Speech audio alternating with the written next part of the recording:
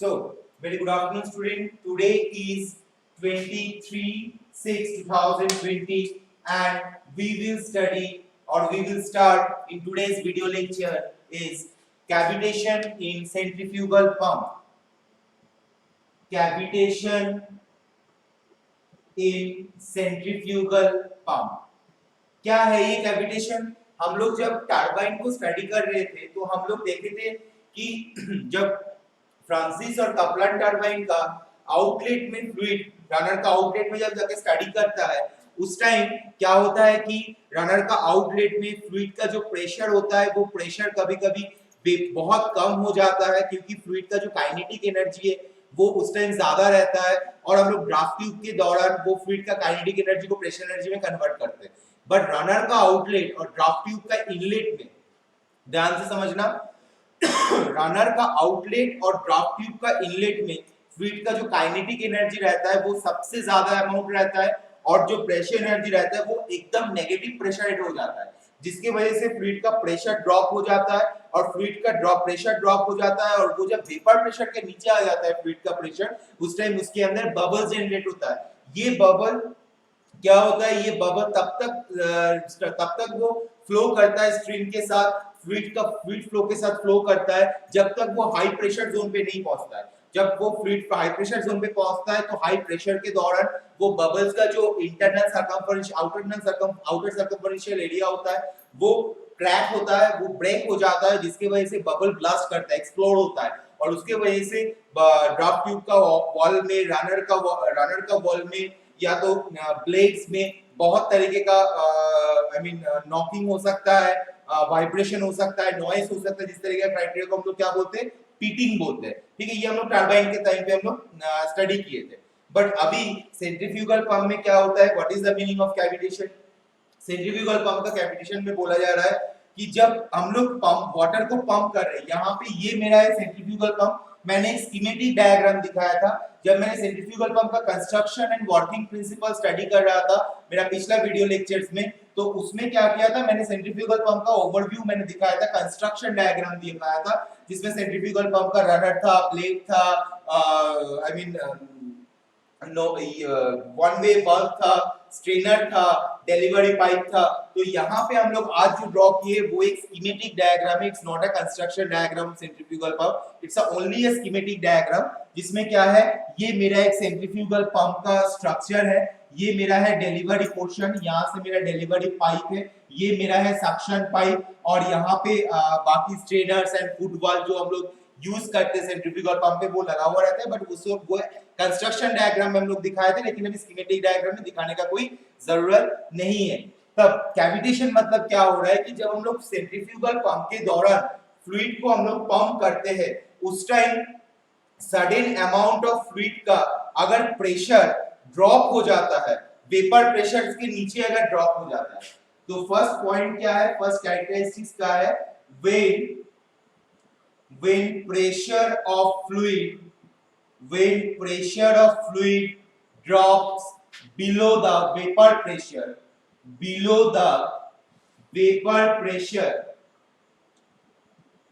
when pressure of fluid drops below the vapor pressure, that time cavitation is generated.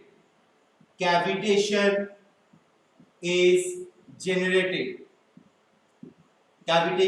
is generated. Okay, मतलब जब मेरा fluid pumping action में pump हो रहा है, ठीक है, यहाँ से मेरा फ्लूइड जा रहा है, उसके बाद फ्लूइड को रोटेट करके यहाँ से वो डिलीवरी वाल्व के दौरान डिलीवरी टैंक में पहुंचा रहा है। उस दौरान, उस कंडीशन में, इस एरिया में पंपिंग के दौरान अगर फ्लूइड का प्रेशर वेपर प्रेशर से अगर कम हो जाता है उस time certain amount of bubbles generate होता है, राइट? और वो बबल्स के अंदर वेपर रहता है, the liquid will vaporise.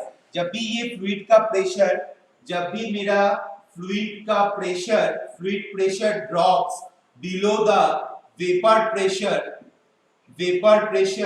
The liquid will what? Liquid will vaporise, liquid will vaporise, right? मतलब लिक्विड क्या होगा? लिक्विड वेपोराइज होना शुरू होगा। जब लिक्विड वेपोराइज होगा ये किस फॉर्म में होगा? फॉर्म्स किस फॉर्म में होगा, वो एक वेपर क्रिएट करेगा, forms cavities of vapour, forms cavities of vapour, मतलब एक बबल क्रिएट करेगा जिस बबल के अंदर वेपर रहता है, राइट। अब यही बबल, मतलब मान के चलो यहाँ पे मेरा जब बबल जनरेट हुआ, ये बबल क्या होगा, फ्लूइड का स्ट्रीमलाइन फ्लो बराबर वो मेंटेन होगा, राइट। जब मेरा वेपर बबल क्रिएट हो गया है, अब वो वेपर क्या होगा, फ्लूइड जो स्ट्रीमलाइन में फ्लो करेगा, वही स्ट्रीमलाइन में वो बबल क्या होगा, वो फ्लो करना शुरू करेगा। कब तक फ्लो करेगा, तब तक फ्लो करेगा जब तक वो कोई हाई प्रेशर जोन पे ना पहुंचे। जब हाई प्रेशर जोन पे वो पहुंच जाएगा, उस टाइम वो बबल का आउटर सर्कमफेरेंशियल एरिया के ऊपर हाई प्रेशर जोन के दौरान प्रेशर क्रिएट होगा, क्योंकि अगर ये मेरा बबल है, ये मेरा बबल है, वो जब स्ट्रीमलाइन में फ्लो कर रहा है और हाई प्रेशर जोन पे रीच करेगा, तो हाई प्रेशर जोन पे रीच करते ही आउटर सर्कमफेरेंशियल के ऊपर चार साइड, मतलब पूरा सब साइड से उसके ऊपर एक प्रेशर क्रिएट होगा बबल के ऊपर। जब भी बबल के ऊपर प्रेशर क्रिएट होगा, बबल क्या होगा, बबल क्या होगा, बबल क्रैक कर जाएगा। तो इस तरीके का क्रैक के दौरान, कोलैप्स के दौरान क्या होता है, various type of noise create होता है, वाइब्रेशन क्रिएट होता है, नॉइज वाइब्रेशन क्रिएट होता है ऑन द एडजेसेंट वॉल। कहां पे होता है, ट्यूब का जो पाइपलाइन का जो एडजेसेंट वॉल होता है, पाइपलाइन का जो वॉल्स होता है, उस वॉल्स के ऊपर नॉइज वाइब्रेशन क्रिएट होता है। इसको हम लोग क्या बोलते हैं, इसको हम लोग बेसिकली पीटिंग बोलते हैं, ठीक है। और ये जो मेरा बबल जनरेट होता है, इसको हम लोग क्या बोलते हैं, हम लोग इसको कैविटेशन बोलते हैं। ये जो फिनोमेनन है, इस टाइप का फिनोमेनन को हम लोग क्या बोलते हैं, इस टाइप का फिनोमेनन को हम लोग बोलते हैं कैविटेशन, ठीक है।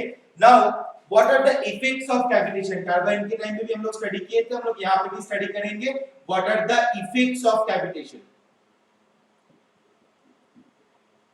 कैविटेशन का क्या इफेक्ट है। First of all, sudden in rush of liquid, liquid जब बहुत स्पीड में जा रहा है, उस टाइम अचानक से अगर आई मीन क्या बोलते हैं, वो वेपर प्रेशर से अगर ड्रॉप हो जाता है, फ्लूइड का जो प्रेशर वो अगर वेपर प्रेशर से ड्रॉप होता है, तो मेरा cavitation is generated, right. Cavitation create होता है, मतलब बबल क्रिएट होता है। और ये बबल जब ब्रेक होता है, मतलब हाई प्रेशर जोन पे बबल चल गया, तो उस टाइम उसके ऊपर प्रेशर क्रिएट हुआ, बबल क्रैक हुआ, तो फर्स्ट इफेक्ट क्या होता है, नॉइज होता है, noise vibration, noise vibration, erosion, erosion is created, erosion is created on the adjacent of walls, on adjacent walls, adjacent walls, right। तो ये मेरा नॉइज वाइब्रेशन इरोजन क्रिएट करेगा एडजेसेंट वॉल के ऊपर।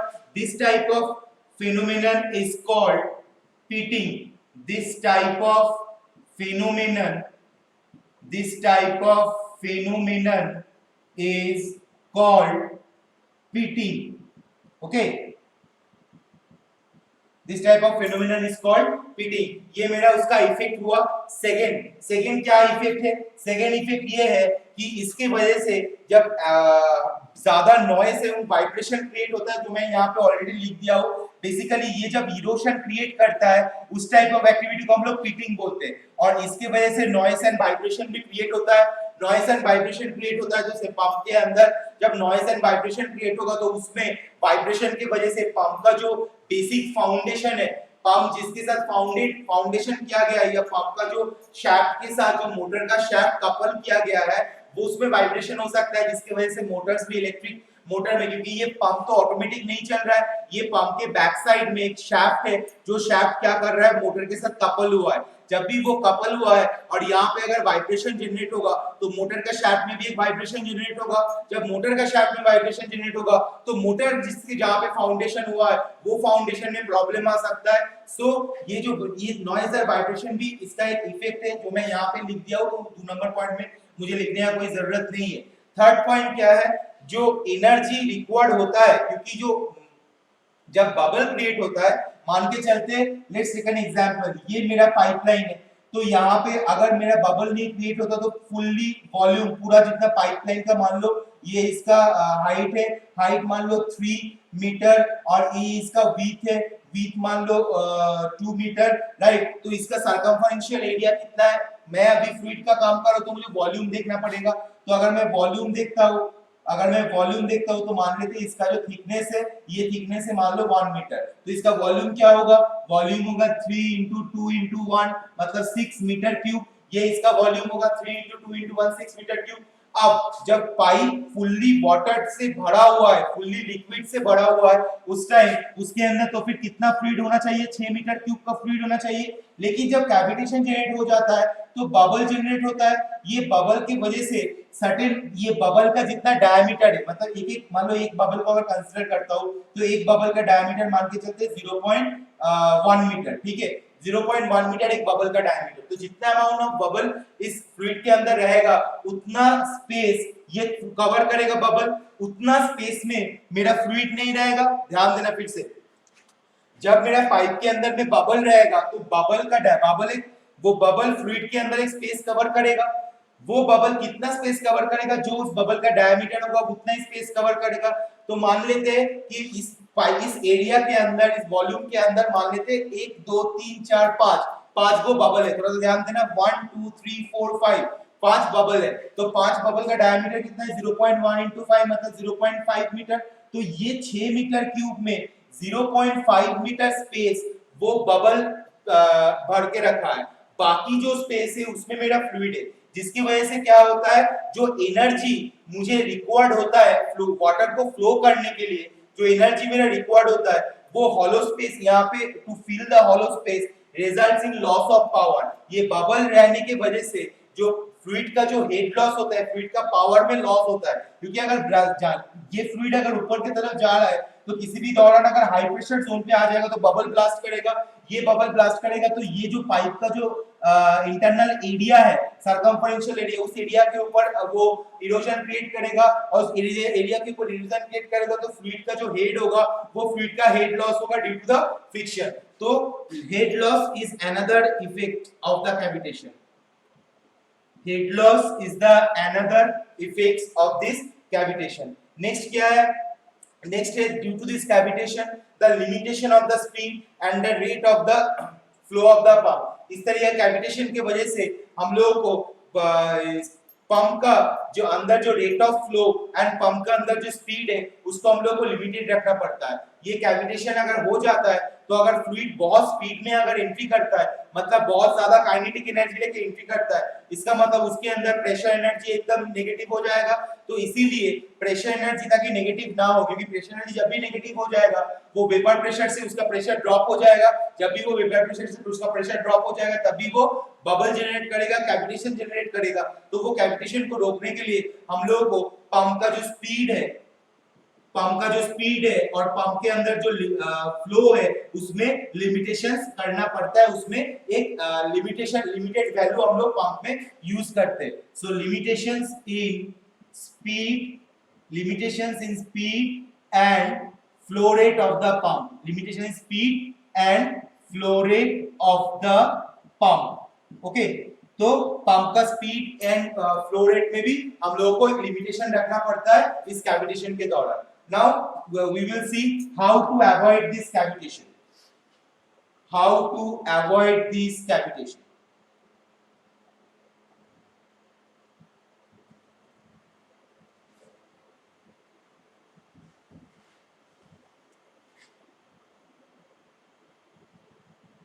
Methods to avoid the cavitation. Methods to avoid the cavitation. क्या क्या methods हो सकता है ये कैविटेशन को रोकने के लिए? पहला है the temperature of a liquid should be as low as possible to keep down vapour pressure, क्योंकि टेम्परेचर मेरा जितना ज्यादा होगा वेपर प्रेशर मेरा उतना जल्दी पहुंच जाएगा, राइट। तो टेम्परेचर को मुझे कम रखना पड़ेगा। Temperature of liquid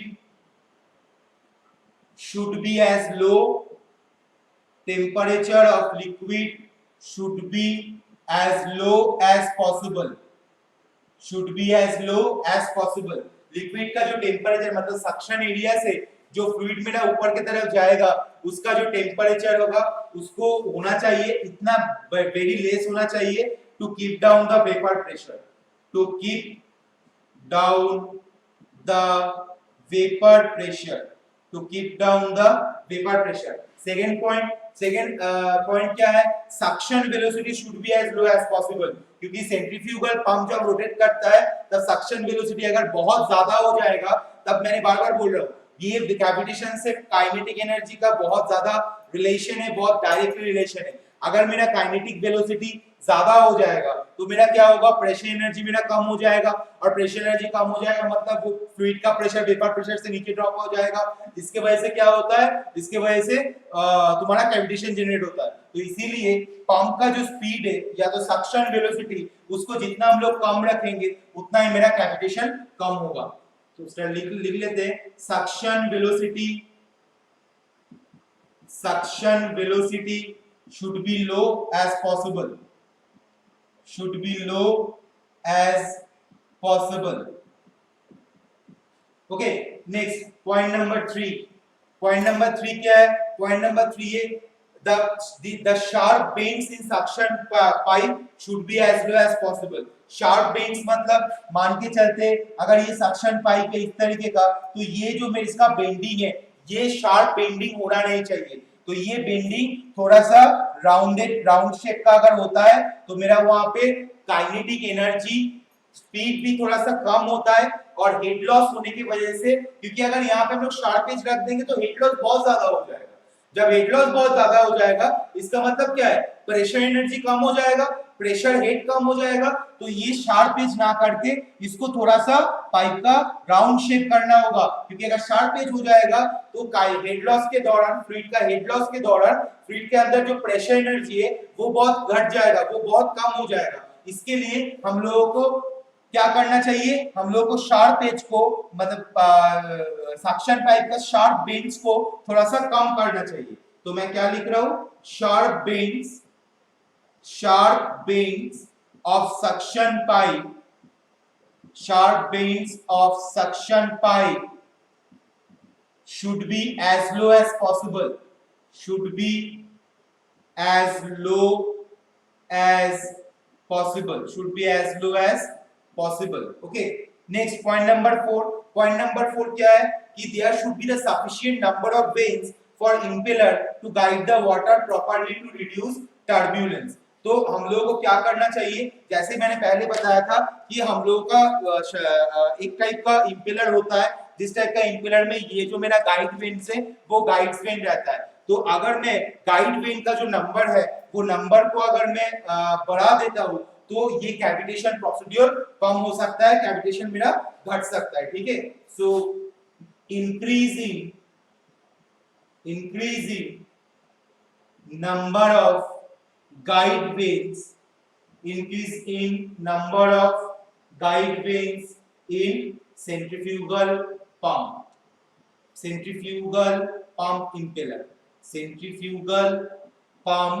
impeller.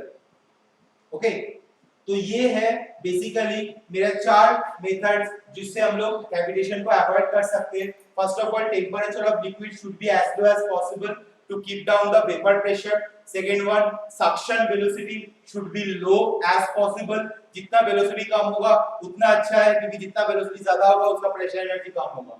Sharp bends of suction pipe should be as low as possible, ये जो बेंड्स है पाइप का, ये जो पाइप का जो बेंड्स है ये मैं डिलीवरी में दिखाया था, बट कंस्ट्रक्शन डायग्राम में देखोगे तो वहां पे सक्शन पाइप भी बेंड करके दिखाया गया है। तो सक्शन पाइप का जो बेंड्स है वो बेंड्स मेरा क्या होना चाहिए, शार्प नहीं होना चाहिए, वो बेंड्स मेरा थोड़ा सा उसको राउंड शेप करना चाहिए, क्योंकि राउंड शेप अगर करते हैं तो मेरा हेड लॉस थोड़ा कम होगा, और जब हेड लॉस कम होगा तब प्रेशर एनर्जी क्या है कि तब प्रेशर एनर्जी थोड़ा सा हेड लॉस अगर कम होगा तो प्रेशर एनर्जी फ्लूइड के अंदर रहेगा तो वो वेपर प्रेशर के नीचे नहीं चल जाएगा, और जिसकी वजह से कैविटेशन को हम लोग अवॉइड कर सकते हैं। Point number 4, increase in number of guide veins in centrifugal pump impeller. Guide veins को अगर हम लोग ज्यादा करेंगे तो वो फ्लूइड को बहुत अच्छी तरीके से गाइड कर सकता है कि भैया आपको कौन सा पार्ट में जाके स्ट्राइक करना है, जिसकी वजह से हम लोगों का ये कैविटेशन प्रोसीड्यूर, कैविटेशन जो फेनोमेनन है उसको हम लोग अवॉइड कर सकते हैं। अभी हम लोग स्टडी करेंगे various type of heads on a centrifugal pump. आज हम लोग ये स्टडी करेंगे और उसके बाद नेक्स्ट क्लास में हम लोग impeller work done by the impeller on centrifugal pump का work done, power and various type of efficiencies लेके हम लोग डिस्कशन करेंगे। आज हम लोग various type of heads in centrifugal pump वो हम लोग डिस्कशन करेंगे।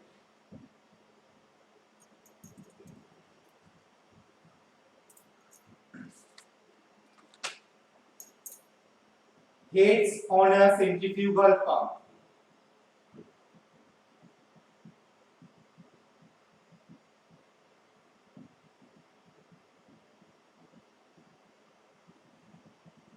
सेंट्रीफ्यूगल पंप में हेड क्या है? देखो सेंट्रीफ्यूगल पंप का हेड को पहले हम लोगों को बेसिकली इसका कोई डेफिनेशन नहीं होता है। यहाँ से ये जो ड्राइंग किया गया है, अगर हम लोगों को सेमेस्टर में क्वेश्चन आता है कि ब्रीफली इलैबोरेट और briefly describe the heads on the centrifugal pump, तो हम लोग ये वाला ड्राइंग करेंगे। ये वाला ड्राइंग करने से हम लोग को समझ में आ जाएगा कि क्या-क्या हेड से और कौन सा हेड है और कैसे हम लोग उसको डिफाइन कर सकते हैं। ठीक है, तो first of all first head क्या है? Suction head. सक्शन हेड और स्टैटिक हेड। सक्शन हेड और स्टैटिक हेड, इसको हम लोग h ऑफ स्मॉल s से डिफाइन करते हैं। सक्शन हेड और स्टैटिक हेड को कैसे डिफाइन करते हैं? The vertical distance between the water level in the sump, the vertical distance between the water level. यहाँ पे वाटर लेवल कहां से? यहाँ से लेकर ये तो मेरा वाटर लेवल है। देखो जहां पे मैंने डार्क लाइन से मैं यहाँ पे लाइन खींच रहा हूँ, राइट? ये मेरा सम का लेवल है। तो vertical distance between the sump level from which the water is to be pump and the centre of the pump, right? मतलब यहां से लेकर, ध्यान देना, इस पॉइंट से लेकर ये जो सेंट्रीफ्यूगल पंप को अगर मैं एक सेंटर लाइन से डिवाइड करता हूं, राइट? ये सेंट्रीफ्यूगल, मेरा सेंट्रीफ्यूगल पंप कैसा होता है? मेरा सेंट्रीफ्यूगल पंप ऐसा होता है, यहाँ पे मेरा इंपेलर रहता है, ये मेरा आई है। तो ये आई का बीचों बीच से अगर मैं एक एक्सिस ड्रॉ करता हूं, तो वहां से लेकर जो सांप है, ये मेरा सांप है, ये मेरा आई का एक्सिस लाइन है। वो आई का एक्सिस लाइन से जो सांप के बीच का जो वर्टिकल डिस्टेंस है, इसको हम लोग क्या बोलते हैं? इसको हम लोग बोलते हैं सक्शन हेड और स्टैटिक हेड। नेक्स्ट मैं आऊंगा डिलीवरी हेड और static delivery lift. Static suction lift, इसको सक्शन हेड और static suction lift, static suction lift बोलते हैं। Second delivery head, second delivery head और static delivery lift. Static delivery lift मतलब HD। एक है मेरा सक्शन हेड, मतलब इंपेलर का ये वाला, जहां से मेरा यहाँ पे मेरा फ्लूइड रहता है, तो यहां से मेरा फ्लूइड को वो क्या कर रहा है? सक करके यहाँ पे रोटेट करके वो डिलीवरी कर रहा है, राइट? ये बेसिक वर्किंग प्रिंसिपल है सेंट्रीफ्यूगल पंप का। तो यहां से लेकर ये तक मेरा HS है, राइट? यहां से लेकर ये तक मेरा HS है। डिलीवरी हेड मतलब क्या है? वो है मेरा vertical distance between the centre of the pump, जो मेरा आई का सेंटर लाइन है, वो आई का सेंटर लाइन से जहां तक centre line of the delivery pipe at the outlet, ये जो पाइप है ना, ये जो पाइप है, ये पाइप का, ये मेरा डिलीवरी पाइप है, ये मेरा सक्शन पाइप है, ये मेरा डिलीवरी पाइप है। तो ये डिलीवरी पाइप का सेंटर लाइन से लेकर सेंट्रीफ्यूगल पंप का जो सेंटर लाइन है, मतलब आई का जो सेंटर लाइन है, this vertical distance is called delivery head और स्टैटिक डिलीवरी लिफ्ट। इसका मतलब है बेसिकली सब डिस्टेंस जो भी होगा वो वर्टिकल डिस्टेंस होगा, क्योंकि सेंट्रीफ्यूगल पंप एक वर्टिकल पंप है, राइट? ये सेंट्रीफ्यूगल पंप ठीक इस तरीके से खड़ा हुआ रहता है। तो यहां से लेकर यहां तक उसका सक्शन हेड है, यहां से लेकर यहां तक उसका डिलीवरी हेड है। क्योंकि हेड इसलिए बोला जाता है क्योंकि फ्लूइड जितना हाइट रीच करेगा उतना फ्लूइड के अंदर हेड ज्यादा होगा।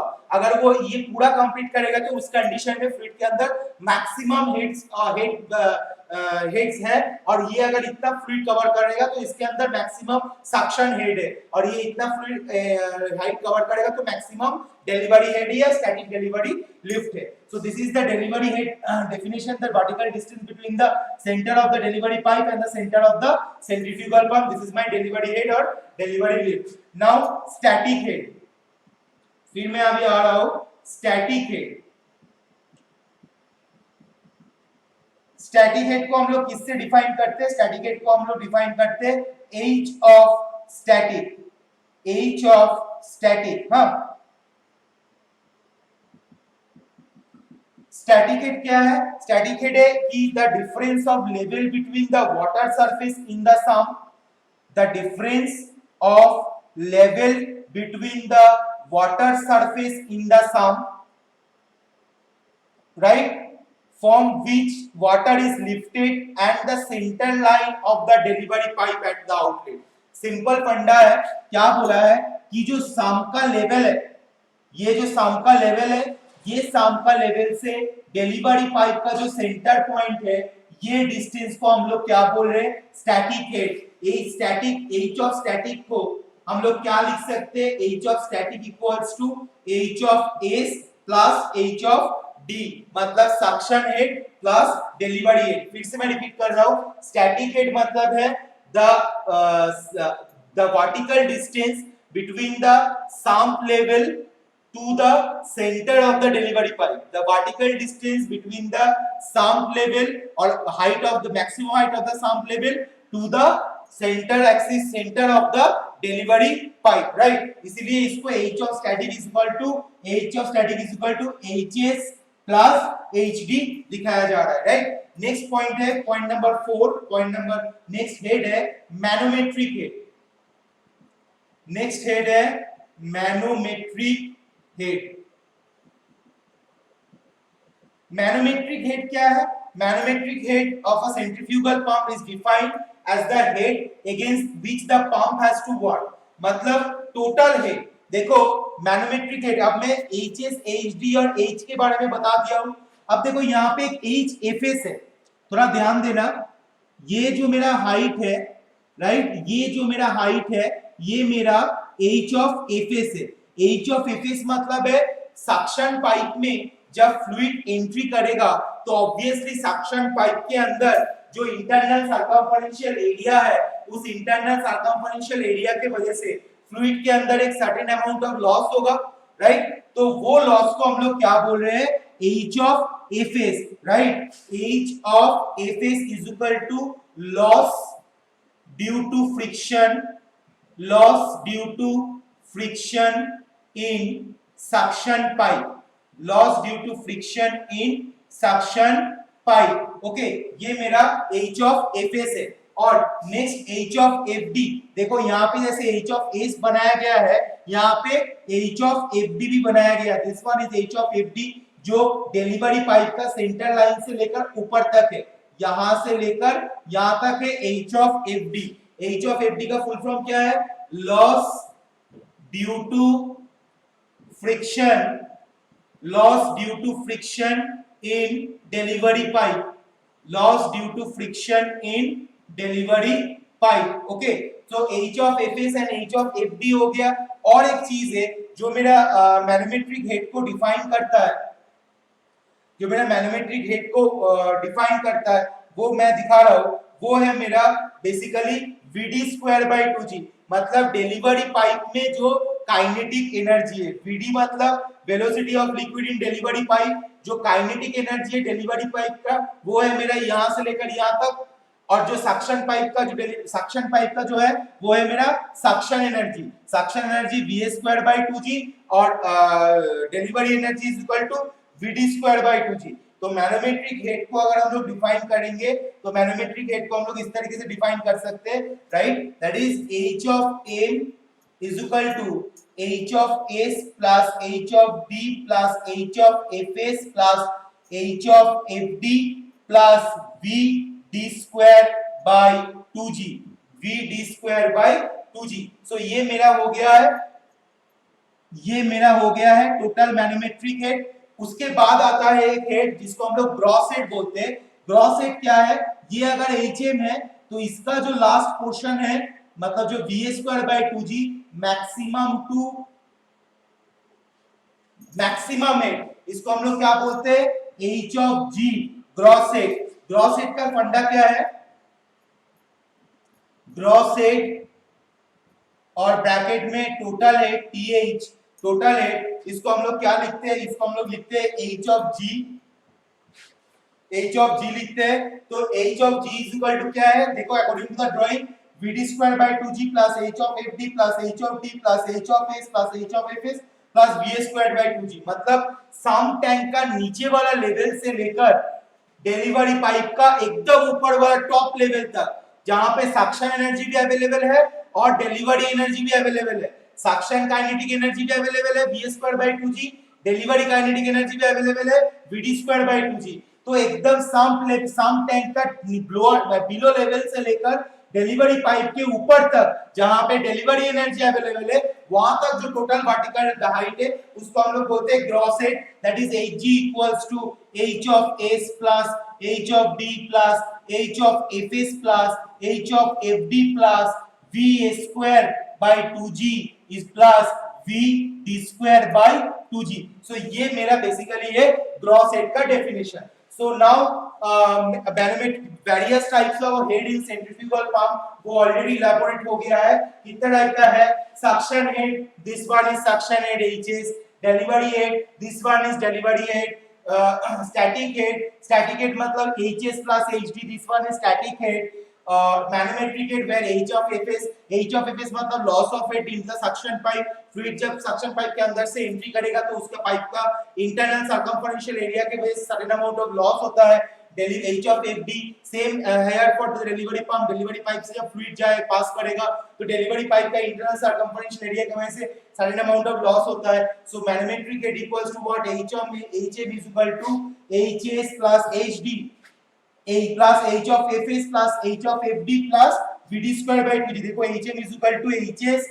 plus hd plus h of fs plus h of fd plus vd square by 2g vd square by 2g next gross head क्या है कि टोटल हेड सम टैंक का बिलो लेवल से लेकर डिलीवरी पाइप का top level तक जहां पे वेलोसिटी एनर्जी अवेलेबल है और यहाँ पे सक्शन एनर्जी अवेलेबल है राइट तो वहां उस हिसाब से ग्रॉस हेड का फार्मूला क्या है h is equal to hs plus hd plus h of fs plus h of fd plus v square by 2g plus vd square by 2g ठीक है सो ये था मेरा डिलीवरी पाइप का basically heads on centrifugal pump so now I am concluding my class and if you have any doubt regarding this class so just clear your doubt in the today's zoom class okay so now I am concluding my class thank you for attending my video lecture have a nice day stay home and stay safe thank you